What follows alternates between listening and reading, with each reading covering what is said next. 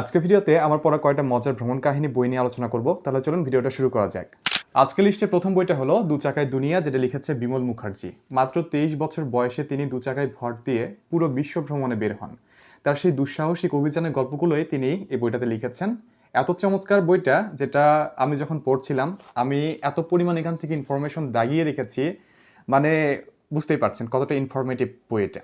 তো সেই ক্ষেত্রে বইটা আমার কাছে খুবই ভালো লেগেছে এবং বইটার যে বর্ণনাগুলো তিনি দিয়েছেন একদম আরব থেকে ইউরোপ, মালয়েশিয়া এই দেশগুলো যে তিনি ঘুরেছেন সেখানকার বর্ণনাগুলো এত চমৎকার করে তিনি বইটাতে লিখেছেন, যেটা একেবারে লাজবাব। আমি এই বইটা সবাইকে রিকমেন্ড করব।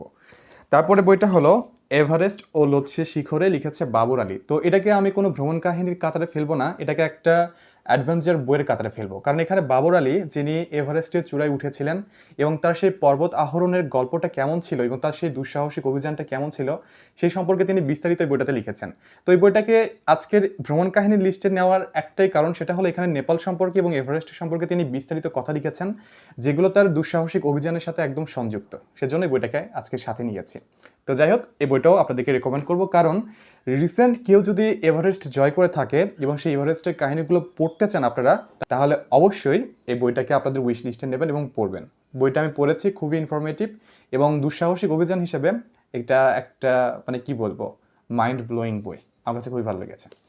তারপরে বইটা হলো ছবির দেশে কবিতার দেশে, যেটা লিখেছে সুনীল গঙ্গোপাধ্যায়। তো সুনীল গঙ্গোপাধ্যায়, যিনি আমেরিকাতে গিয়েছিলেন একটা সাহিত্য সভায়, তো সেখানে গিয়ে তার সাথে পরিচয় হয় মার্গারিটের।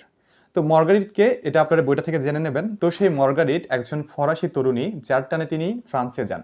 তো ফ্রান্সে গিয়ে তিনি ফ্রান্সের কি কি দেখেছেন এবং জাতির যে ইতিহাস আছে, অর্থাৎ ফরাসি জাতির যে ইতিহাসটা আছে তার সম্পর্কে তিনি বিস্তারিত লিখেছেন। এবং সবচেয়ে মজার বিষয় হলো এখানে তিনি ফ্রান্সের যে ছবি মানে চিত্রকর্মের যে ইতিহাসগুলো আছে এবং তারপরে যে কবিতার অর্থাৎ কবিতার যে ইতিহাস আছে সেটা সম্পর্কে তিনি বিস্তারিত লিখেছেন। এবং তার পাশাপাশি বইটাতে প্রেমের গল্প এবং তার আত্মজীবনের একটা ছোঁয়া তিনি বইটাতে এত সুন্দরভাবে ছুঁয়ে দিয়েছেন।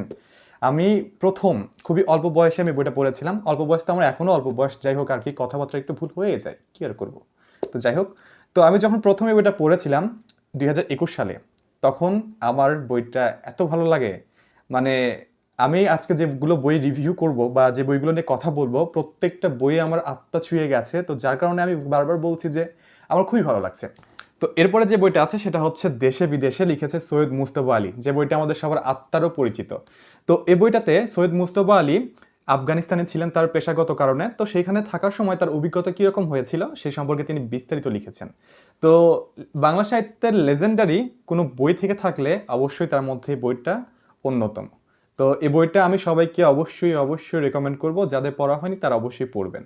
তারপরে বইটা হলো হুমায়ুন আহমেদের লেখা পায়ের তলায় খরম। তো এই বইটা নিয়ে আমি বিস্তারিত কথাবার্তা বলেছিলাম, এর লিঙ্কটা আমি ডেসক্রিপশন এবং কমেন্ট বক্সে দিয়ে দিচ্ছি। যারা ইউটিউব থেকে দেখছেন তারা ডেসক্রিপশনে পেয়ে যাবেন, যারা ফেসবুক থেকে দেখছেন তারা কমেন্ট বক্স চেক করলে পেয়ে যাবেন।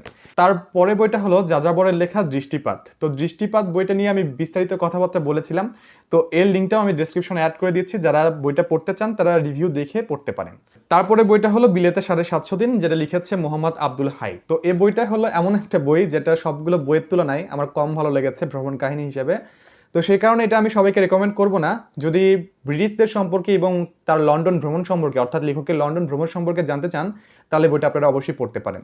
তো এই বইগুলোর মধ্যে কে কোন বইটা পড়েছেন সেটা অবশ্যই কমেন্ট বক্সে জানাবেন এবং পড়ার পর আপনাদের কেমন লেগেছে সেটাও জানাবেন। আর আজকে ভিডিওটা এখানে শেষ করছি। যাওয়ার আগে বলতে চাই, বুকিস টেলস বাই পল্লবের যে ইউটিউব চ্যানেল এবং ফেসবুক পেজ আছে সেটা সাবস্ক্রাইব অথবা ফলো করতে ভুলবেন না। ধন্যবাদ সবাইকে।